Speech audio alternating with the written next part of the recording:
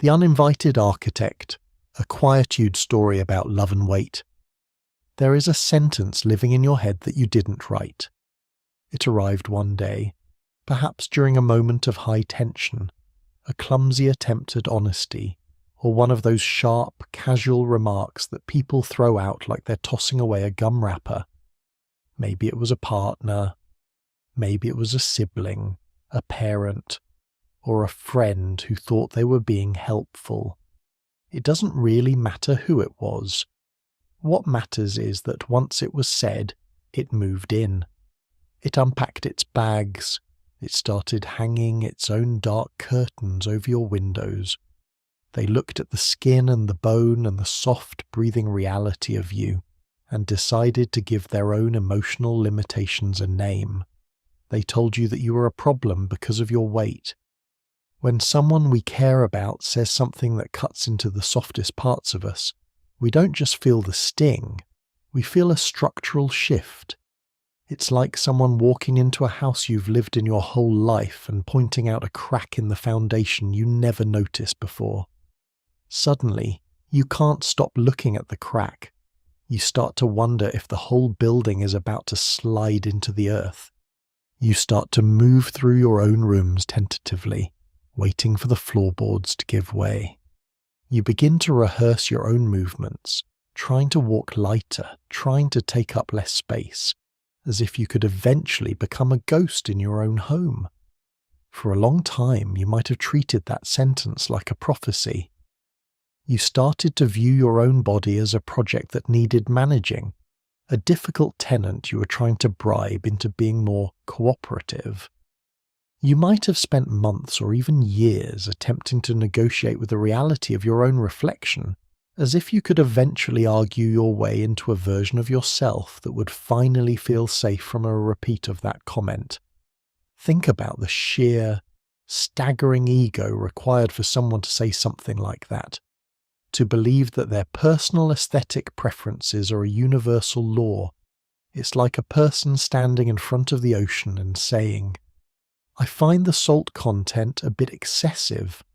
I'd prefer it if the waves were a bit more aerodynamic." The ocean doesn't care. The ocean is busy being an ancient, terrifying, and beautiful ecosystem.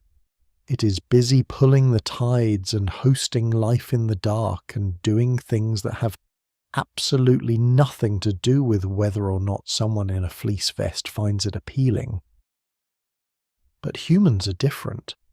We listen to the small mind and the loud voice. We start to look at our own thighs like they are a personal failure, rather than the things that allow us to carry groceries or walk toward things we actually enjoy. We treat our stomachs like a secret we're trying to keep from the world, which is a hilarious concept when you realize that every other human on the planet is also made of soft parts and organs that require a place to live. The irony of modern life is that we are taught to be our own harshest auditors. We live in a world that treats our physical presence as a series of red and green bars on a spreadsheet. We are told that the most virtuous thing we can be is less hungry, less visible, less of a burden on the eyes of others. And when someone close to us, the person who is supposed to be our shelter from that storm, repeats those same scripts, it feels like the wind has found a way inside the house. But while that sentence has been busy trying to shrink your world, your body has been busy doing something much more impressive. It has been keeping you alive. Your body is the only thing in this life that has a 100% track record of loyalty to you.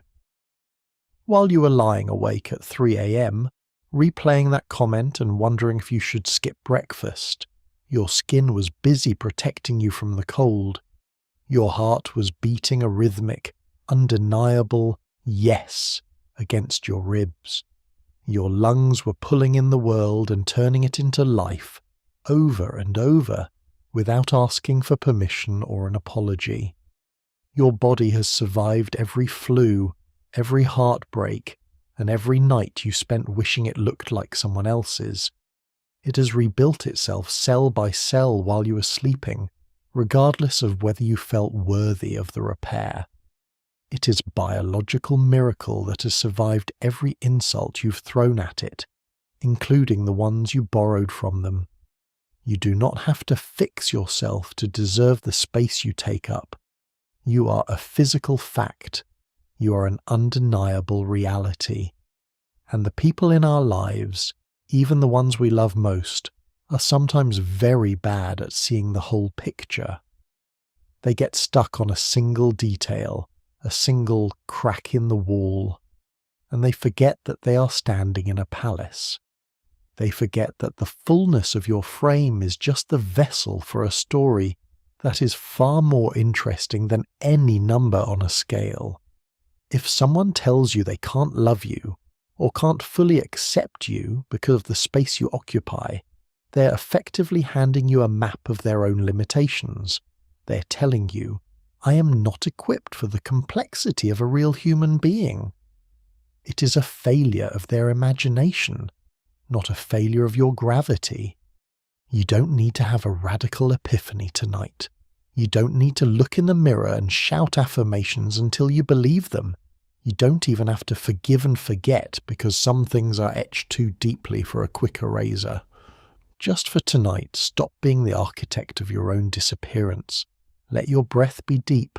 Let your limbs be heavy.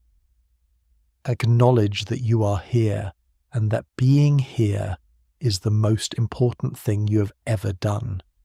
You're a person who has felt the sting of a sharp word and continued to be kind.